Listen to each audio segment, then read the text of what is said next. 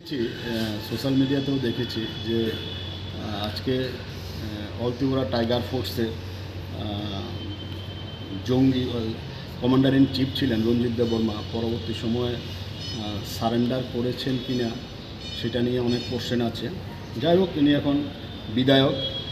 তিনি আমার বিরুদ্ধে পশ্চিম আগরতলা থানায় মামলা দায়ের করেছেন এবং দেখেছি যে এডিশনাল এসপি ধ্রুবনাথ রীতিমতো দাঁড়িয়ে ওনার হাত থেকে এফআইআর গ্রহণ করেছে। তো এটা ভালো, রাজ্যবাসী দেখছেন ওনারা কিভাবে কি করছেন। এ ব্যাপারে আমার কোনো প্রতিক্রিয়া নেই, এটা পুলিশের ব্যাপার, হোম মিনিস্ট্রির ব্যাপার। তো আমি এই ব্যাপারে আমার যারা লয়ার রয়েছেন তারা বিষয়টা দেখছেন, ওরা যা করার করবেন। কিন্তু একটা বিষয় যে রঞ্জিত দেববর্মার বিরুদ্ধে যে বিষয়টা নিয়ে ওনারা আমার বিরুদ্ধে অভিযোগ এনেছেন সেটা হলো হেডলাইন্স ত্রিপুরা ওনার ডুয়েল সিটিজেনশিপ বা ডুয়েল আইডেন্টি কার্ড নিয়ে নিউজ করেছে। তো ডুয়েল আইডেন্টি কার্ড নিয়ে তো আমরা নিউজ করেছি, আমি দায়িত্ব নিয়ে বলছি নিউজ করেছি। তো এটা পরবর্তী সময়ে মামলাটা যখন কোর্টে যাবে তখন এটা বিচার হবে, তখন এটা প্রমাণ হবে যে রঞ্জিত দেববর্মার এটা ঠিক না আমাদের নিউজটা ঠিক, ওনার ডুয়েল আইডেন্টি কার্ড ছিল কি না। দেখা গেছে যে আমি দেখেছি আমার বন্ধু সাংবাদিক মানস পাল উনি সোশ্যাল মিডিয়াতে লিখেছেন যে উনি জেনেভা গেছেন, বাংলাদেশে ওনার ঘাঁটি ছিল। তো জেনেভা গেছেন পাসপোর্ট নিয়ে, ইন্টারন্যাশনাল পাসপোর্ট, বাংলাদেশের গণপ্রজাতন্ত্রী বাংলাদেশ সরকারের পাসপোর্ট নিয়ে গেছেন।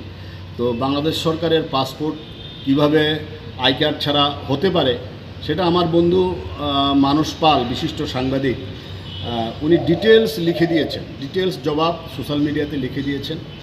তো আমি এইসবগুলোকে গুরুত্ব দিই না, কখনোই দিই না, কারণ অতীত আমার বিরুদ্ধে বহু এরকম করেছে, এরকম ষড়যন্ত্র করেছে, কিন্তু একটা ষড়যন্ত্র টেকেনি।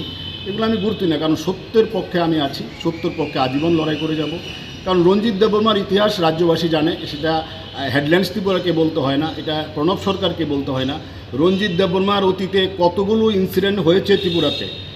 রঞ্জিত দেববর্মা যখন কমান্ডার ইন চিফ ছিল টাইগার ফোর্সের, এটিএফ কতগুলো ইনসিডেন্ট করেছে, এটা পুলিশের খাতাতে ডাটা আছে। এবং এই ধ্রুবনাথ এসপি পুলিশ সুপার উনি ওনার অনেক পুলিশকেই তো ওনারা অ্যাটাক করেছে। কিভাবে একজন সারেন্ডার করলে যদি একটা লোক ভালো হয়ে যায়, এটা ধ্রুবনাথ এসপি বা স্বরাষ্ট্রমন্ত্রক জবাব দেবেন যে সারেন্ডার করলেই যে যদি একটা লোক ভালো হয়ে যায়। এবং অতীতে দেখা গেছে সারেন্ডার করেও অনেক অ্যাক্টিভিটিস ওরা চালিয়ে গেছে। আর রঞ্জিত দেববর্মা বর্তমানে কি করছে সে রিপোর্ট হোম মিনিস্টারের কাছে আছে, সে রিপোর্ট রাজ্যের মাননীয় মুখ্যমন্ত্রীর কাছে আছে। ওনাদের স্বরাষ্ট্রমন্ত্রক বিষয়টা দেখছে। আমিও পাঠিয়েছি সেন্ট্রাল হোম মিনিস্ট্রির কাছে, পাঠিয়েছি ডিটেলস, এবং প্রধানমন্ত্রী মন্ত্রকের কাছে আমি পাঠিয়েছি। আমি আজকে সব টুইট করব। আমিও আরেকটা মামলা করছি রঞ্জিত দেববর্মার বিরুদ্ধে আজকে, যে উনি কিভাবে একটা মিথ্যাকে আশ্রয় করে অতীতকে ধামাচাপা দেওয়ার জন্য একটা মামলা করতে পারে। আমিও আরেকটা মামলা করছি। আমার লয়ার ইতিমধ্যে এটা রেডি করছে, আমার লয়ার প্যানেল আমি আজকে তৈরি করেছি, লয়ার প্যানেল এটা রেডি করছে। এবং central home minister, prime minister এবং সেন্ট্রাল হোম মিনিস্টারকে আমি এগুলো ডিটেলস পাঠিয়েছি।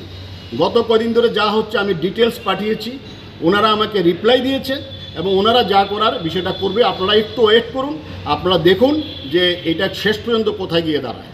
গতকাল প্রাক্তন এক কেন্দ্রীয় মন্ত্রী বলেছিলেন যে পুলিশ নাকি মাথাকে ভয় পায়, তাহলে কি এটা আজ সত্যি হয়ে গেল যে পুরো ঘটনার পরিপ্রেক্ষিতে? আমি এ ব্যাপারে কোনো কমেন্টস করবো না, কারণ এটা পলিটিক্যাল পার্টির বিষয়। আমি কোনো পলিটিক্যাল পার্টির সাথে আমার কোনো যোগাযোগ নেই। আমার লড়াইটা আলাদা, আমি সত্যর পক্ষে লড়াই, অতীতেও লড়াই করে এসেছি, আজকেও করছি, আগামী দিনেও করব। পলিটিক্যাল পার্টি কেউ আমাকে ভালো বলে, কেউ খারাপ বলে। আজকে যারা ভালো বলে অতীতে তারা খারাপ বলেছে, অতীতে যারা ভালো বলেছে এখন তারা খারাপ বলছে, এগুলোকে আমি কখনোই গুরুত্ব দিই না, আগামীতেও দেবো না।